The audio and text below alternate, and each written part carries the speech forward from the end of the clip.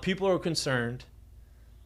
I would imagine people are probably in the chat are talking about the offense, about, where's the offense? Where is it going? How come we can't score runs? What's wrong with Tommy White? What's happening? All these things.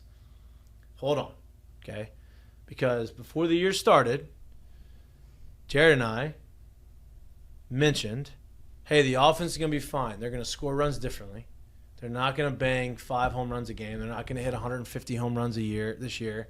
But they're going to score enough runs, and they have the pitching staff to allow the offense to figure it out early in the season. And that's what they're doing, right? The offense hasn't been explosive, but they're going to be, right? Tommy White's not getting anything to hit. They're spinning him to death.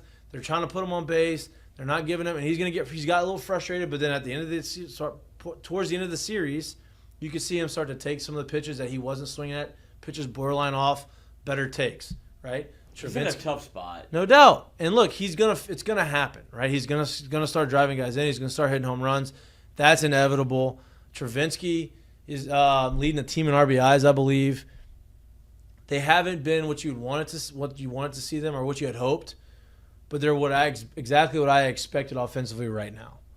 And pitching wise, they've been elite, and so they give these guys an opportunity to kind of figure it out, right? People are mad at or upset. Oh, Paxton's not swinging well. He's not doing this. He's getting on base, right? If you're going to lead off, your main objective is to get on base. And the more times you get on base, and the more opportunity you're going to have to shoot up. Your average is going to shoot up because all of those times you're getting on base don't count as at-bats, right? So if you're struggling and you're able to work walks, that is the greatest indication of, okay, this guy is going to come out of it here really soon. My biggest takeaway from the weekend, obviously it's only one loss, but the way that people kind of view the baseball team. No, I'm talking one loss from the weekend. Yeah. Like the way that they view the baseball team, and that's what I'm kind of want people to understand is, and this is why I'm asking, is to see what is the version of the LSU team that's the best. Is it a pitching team or is it an offensive team? Because right now it feels like it's all or nothing offensively because they put so much pressure on you offensively, but it's 2 outs, runners in scoring position, can you get a hit? I mean, that's baseball. That's baseball. But on the other end, it feels like you can throw you to death. Well, they're a pitching team.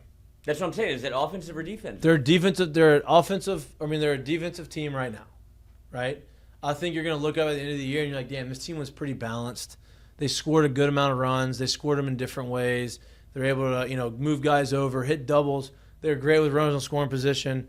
They only had 75 home runs as a team, or 70 home runs as a team. How many did y'all have? My freshman year, I think we had like 100 and something. Second year, I want to say we had like 80 something, and then my third year we had 30. It was the first year BB BB Core. Oh, BB Core. I had half. It was not great. It was not great. It was not great. Mush balls and soft bats don't necessarily play for. It was not. They hadn't changed the balls yet. They had high seams, didn't fly. Bat had 2 rods in the middle of them. They didn't really believe that this was going to hamper offensive production. 30. Well, because you see a lot of what I think LSU. We had some guys in the lineup. We had Rafe, me, Mason, Jacoby. Obviously, some guys y'all had no homers. thump. No thumb. Jared said a piece.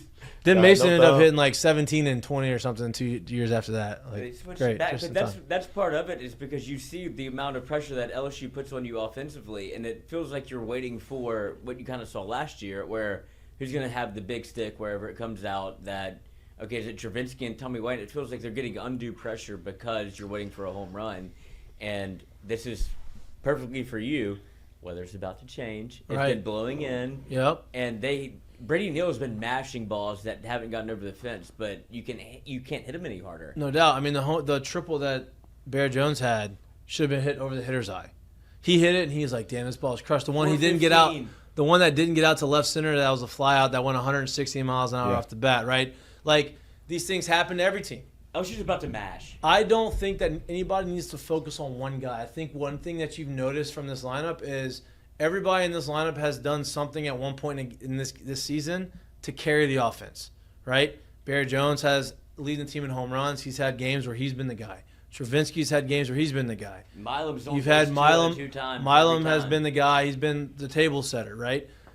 Kling has been the table setter, big hits. Ethan Fry, a couple big hits this weekend. He's been one of the guys, right? Braswell's had some big games.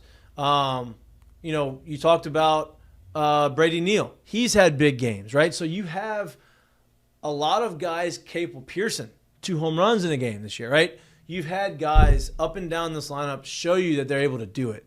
Now it's about putting it all together. Well, it's going to happen. I mean, it's also okay. You get it's very, very, very okay for things to look a little different, right? Like you said, it's going to happen, and I do think it will. One thing that I don't think, and this is me just sheer off of experience, I don't think you'll get that offense to the level that offense played last year. Right. Well, because you've left somebody like Trey Morgan who had a ton of at-bats. You left someone like Gavin who had a ton of at-bats. You left someone like Dylan Cruz who had a ton of at-bats. Jobert. You had Jobert who had a ton of at-bats. Like, that's a lot of guys in the lineup who are no longer playing on that team. But you leave that and then you enter the pitching staff they have, Thompson. right? It gives Thompson. It Right. gives them the opportunity for, one, those guys to kind of catch up to speed. And let's be honest, the depth that they're showing already this year on the pitching side of it, let's say you keep all of that depth towards the back end of the year and those guys don't get hurt and those guys are available. Well, what are we looking at that point? You get what I'm saying? So, like, Yeah. it's okay for it to look a little bit different at this time. No doubt. It's not going to be perfect, and we've said that. It shouldn't be perfect right now. Like, you shouldn't score 15 runs a game and give up no runs. Like, Yeah. you shouldn't. I don't know. I don't care what you expect. It just shouldn't happen. Teams aren't doing it. Nobody's going 56-0 ever in college baseball.